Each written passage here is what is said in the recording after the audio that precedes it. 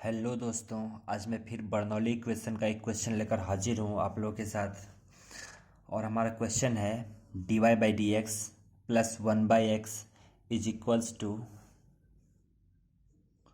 e⁻y upon X square.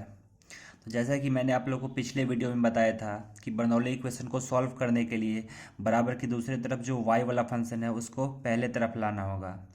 तो यहाँ y वाला फंक्शन तो e⁻y है, तो दोनों तरफ e⁻y से डिवाइड कर देते हैं।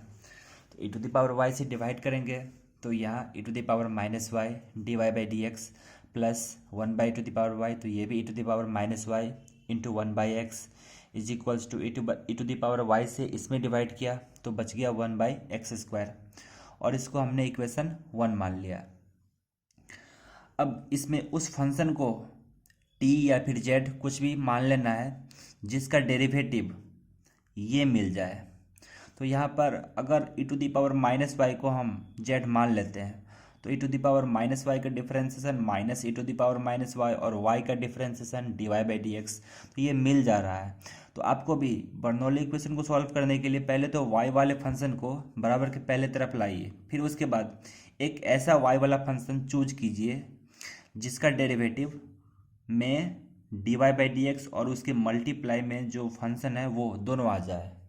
तो यहाँ तो एक e⁻−y ही ऐसा है, तो यहाँ पर हमने e⁻−y को z मान लिया। अब इसको हम दोनों तरफ डिफ्रेंशिएट करेंगे विथ रिस्पेक्ट टू x। तो e⁻−y का डेरिवेटिव माइनस e⁻−y और y का derivative dy by D X is equals to z का derivative dz by D x.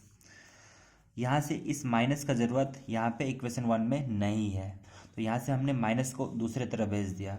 तो क्या मिला e⁻−y dy by D X is equals to minus dz by D X. अब इसको इसके बदले इक्वेशन 1 में पुट कर देंगे। तो फ्रॉम इक्वेशन 1 में हमने पुट किया तो क्या मिला, इसके बदले minus dz by D X plus e⁻−y को हमने z मान लिया, तो z into 1/x is equals to 1/x²। अब माइनस से दोनों तरफ डिवाइड कर देते हैं, इस माइनस को रिमूव करना है। तो यहाँ से क्या मिला, dz by D X minus 1/x into Z is equals to minus 1/x²। अब ये एक लीनियर डिफरेंशियल इक्वेशन है z में, नॉट y, z में।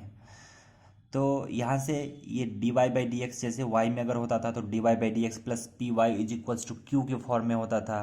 यहाँ p का काम कर रहा है -1/x, बस y के बदले z आ गया है, कोई बात नहीं। और q का मान है -1/x²। तो यहाँ से हमने पहले p और q का मान लिख लिया। तो p is equals to -1/x और q is equals to -1/x²। तो सबसे पहले हम निकालते हैं इंटीग्रेटिंग फैक्टर शॉर्ट में IF लिखते हैं। और IF निकालने का फॉर्मूला होता है दोस्तों e⁻p/dx। तो यहाँ से p का मान हमने रख दिया -1/x।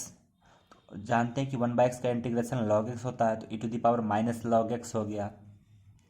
यहाँ से इस माइनस को हम यहाँ पावर में भेज सकते हैं, तो e⁻log x का पावर -1। अब एक फॉर्मूला होता है e⁻log x का power m is equals to x का पावर m।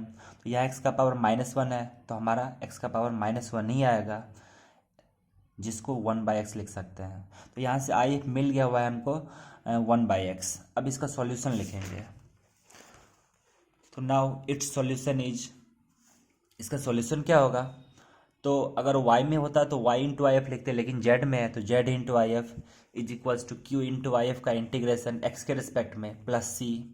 तो यहाँ से z इंटू IF का वैल्यू वहाँ से हमने 1/x रखा, q का वैल्यू पुट कर दिया -1/x² इंटू IF का वैल्यू पुट किया 1/x dx plus c।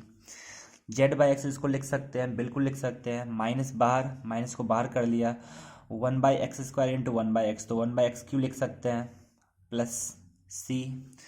1/x³ को x का power -3 dx plus c। x का पावर -3 का इंटीग्रेशन होता है x का पावर -3 प्लस 1, तो -2 अपॉन -2 प्लस c। इस x का पावर -2 को हम लिख सकते हैं 1/x का पावर 2 और यहाँ पे डिनोमिनेटर में 2 है, उसको भी लिखना होगा, तो 1/2x² होगा, ठीक, प्लस सी। अब उसके बाद z का वैल्यू यहाँ से पुट कर देना है, तो z के बदले हम e⁻−y रख दिए। तो यहाँ से e⁻−y रखने के बाद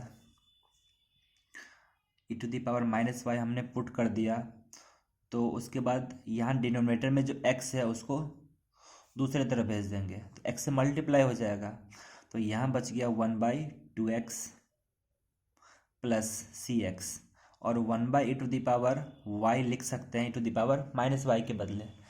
तो यहाँ से इसका हमारा आंसर आ गया 1/e⁻y is equals to 1/2x plus cx।